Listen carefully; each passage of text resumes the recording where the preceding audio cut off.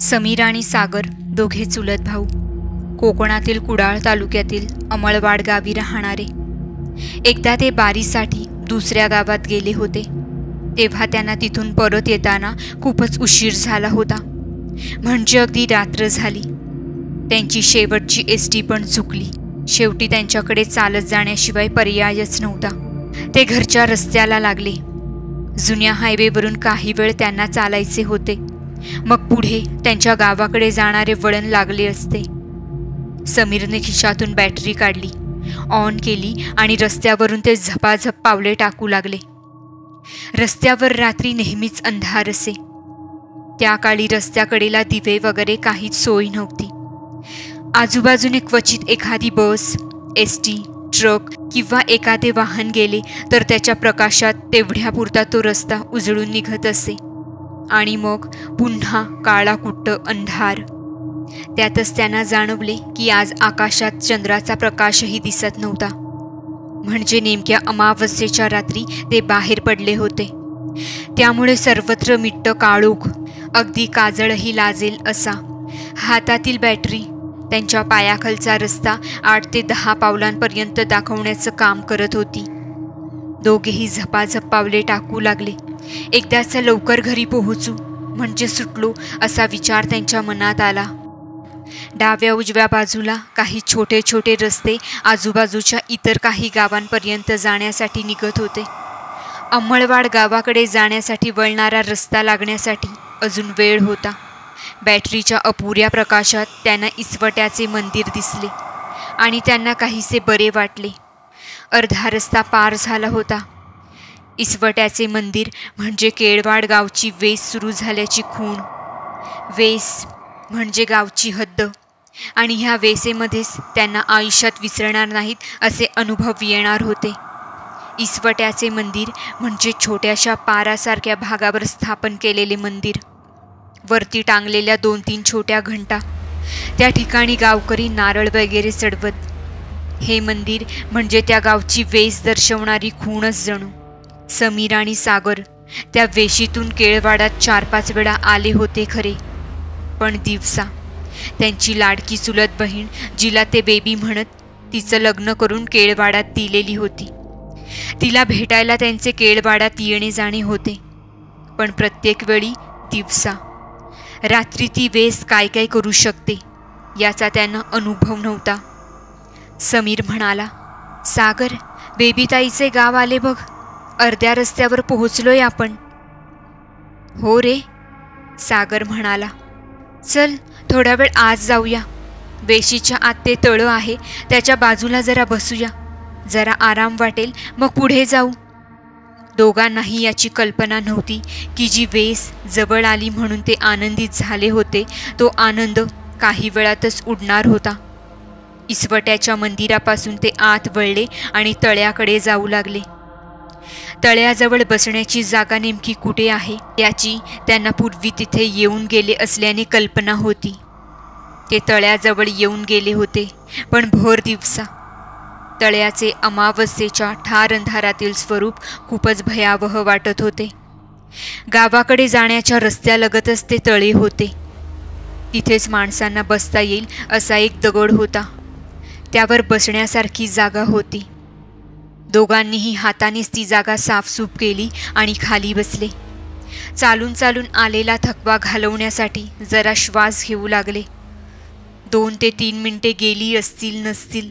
एक रिक्षा तिथून केळवाडकडे जाण्यासाठी त्या वेशीतून आत वळली.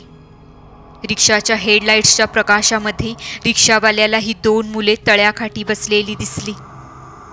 चेहऱ्यावरून ही आपल्या गावातली नाहीत हे त्या रिक्षावाल्याला लगेच लक्षात आले. समीर व सागरला त्या रिक्षावाल्याकडे लक्ष देण्याचे काही कारण नव्हते, पण त्या रिक्षावाल्याने मात्र रिक्षा त्यांच्याजवळ थांबवली.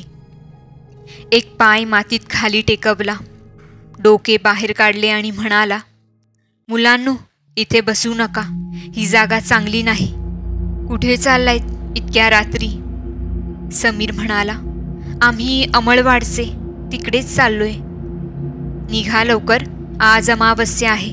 इथे बसू नका, तो म्हणाला आणि निघून गेला.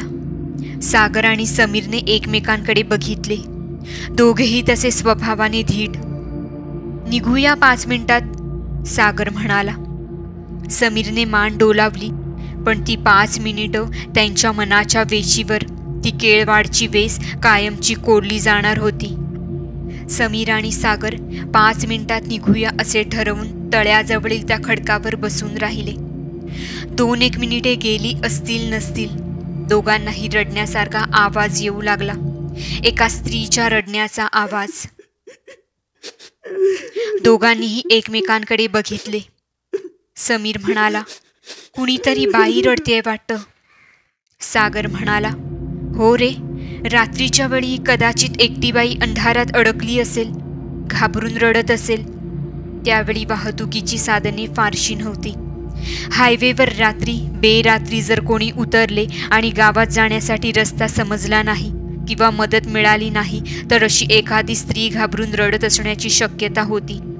त्याला अनुसरून सागर तसे म्हणाला. समीर म्हणाला, चल बघूया बॅटरी मारून, कोणी अडकलं असेल तर मदत करूया. त्यावर दोघेही रडण्याच्या आवाजाच्या दिशेने पुढे जाऊ लागले. तळ्याच्या भोवती बसण्यास योग्य अशी तेवढीच एक जागा होती जिथे ते दोघे मघाशी बसले होते. बाकी सर्व परिसरात छोट्या मोठ्या झुडपांचेच राज्य होते. त्यातील एका झुडपाच्या आडून तो स्त्रीच्या रडण्याचा आवाज येत होता. समीर आणि सागर जसजसे आवाजाच्या दिशेने पुढे पुढे येत होते तसतसा तो आवाज जवळून येतोय असे वाटण्याऐवजी त्यांच्यापासून दूर दूर जाऊ लागला. आता ते बऱ्यापैकी पुढे आले होते. आतापर्यंत ती रडणारी स्त्री त्यांच्या दृष्टीस पडायला हवी होती, पण जणू काही तो आवाज ते जसजसे पुढे जात होते तसतसा त्यांच्यापासून लांब लांब सरकत होता. काजळी अंधार त्या तळ्याचा परिसर व्यापून टाकत होता.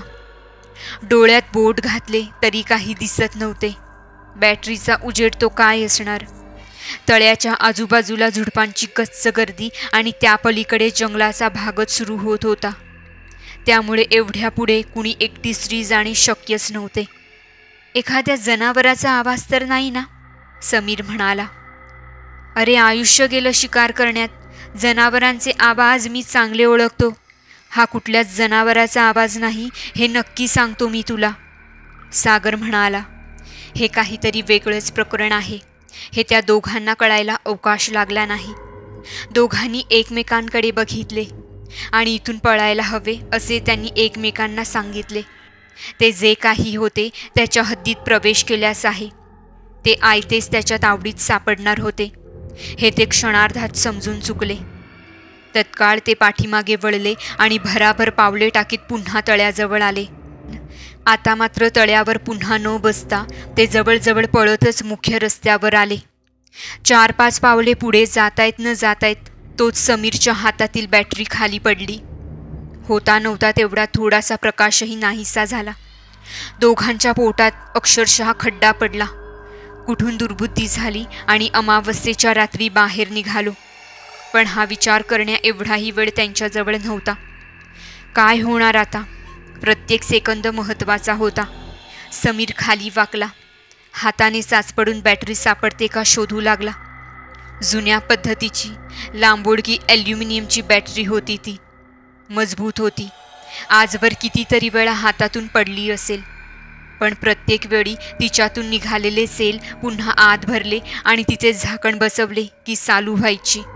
समीर हातानेच रस्त्यावर चाचपडत बॅटरीचा सेल, तिचं झाकण सापडतंय का जीवाच्या आकांताने शोधू लागला. थोडासाच का होईना पण प्रकाश हवा होता.